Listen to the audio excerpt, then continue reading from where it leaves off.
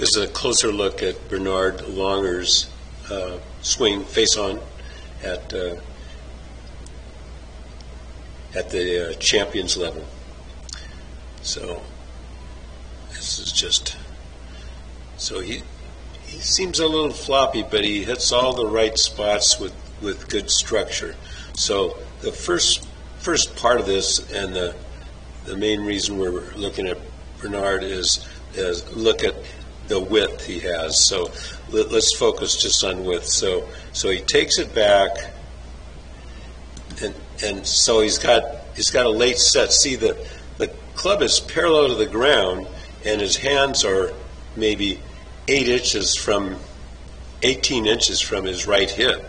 So this is the modern takeaway. And see, when the club is parallel to the ground, that left shoulder is actually turned like 45 degrees, something like that, 40 degrees, something like that early.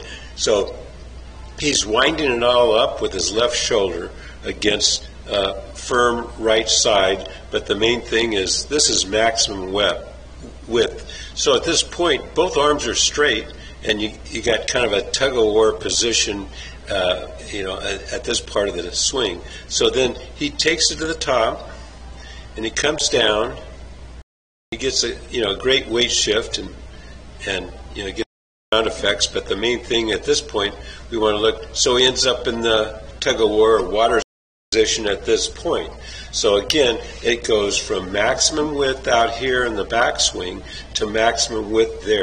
So that's going to increase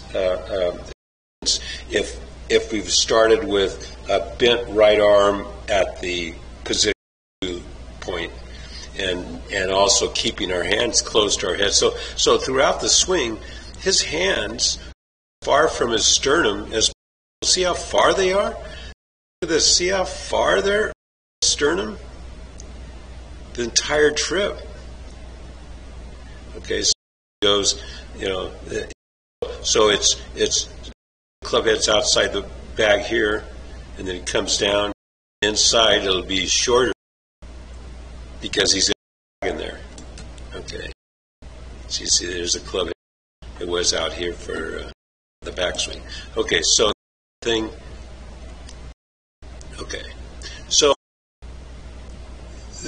that shows the optimal width for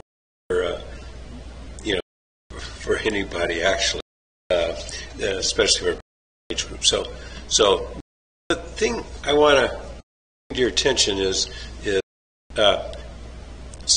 he rotates his shoulders.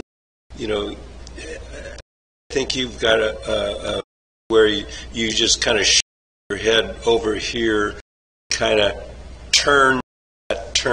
You rotate away from the head. You kind of turn the body and squinch it down.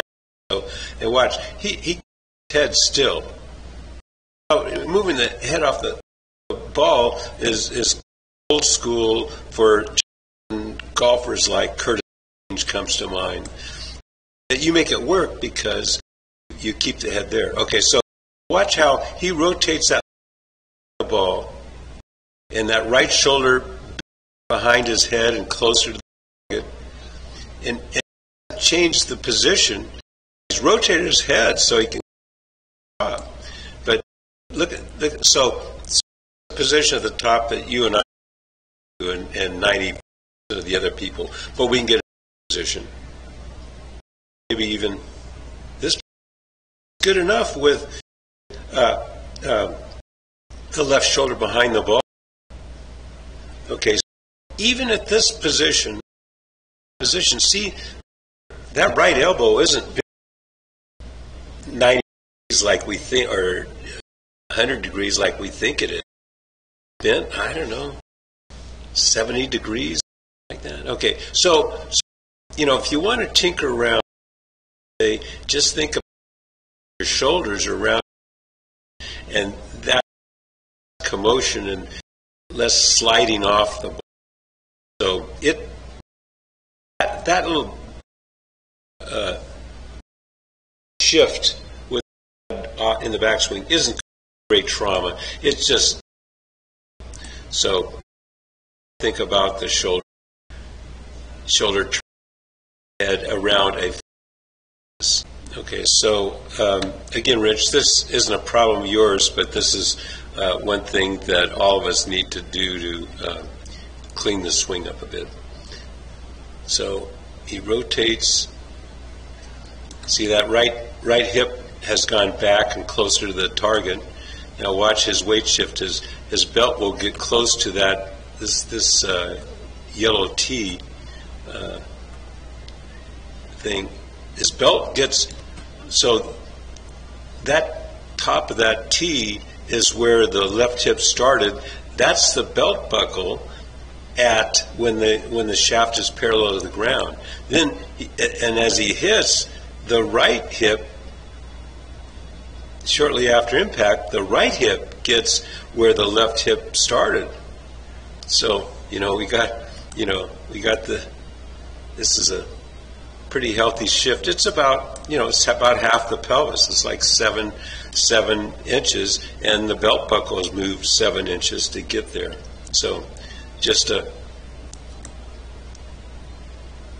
point of interest. Okay, and then from this, he gets this tug-of-war thing and keeps both arms straight till right about in here. And then finally, he collapses and does some braking. So even though at real time it looks a little floppy, he really has structure here. That's why he's so consistent. Also, kind of interesting too is see how the club face is square to the path.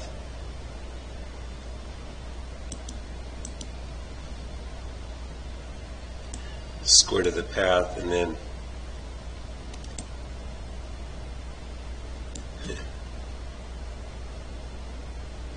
look at that afterwards. He hasn't hit it off the toe or heel or anything else. It's the center of the club. See how that club face is square? Now he finally rotates his forearms and gets the toe of the club up here.